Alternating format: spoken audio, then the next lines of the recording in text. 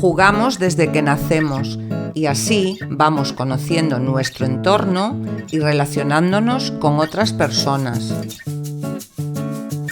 Los juegos y los juguetes forman parte de la historia de la humanidad, aunque es cierto que han ido cambiando y adaptándose a cada época.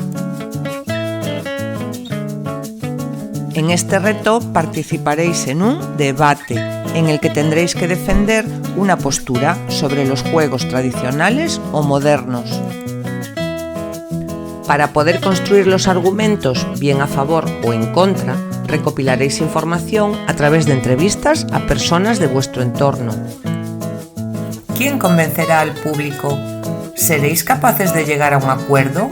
¿Es posible que los juegos tradicionales se hayan adaptado a nuestra moderna y tecnológica sociedad? Gracias a vosotros lo descubriremos.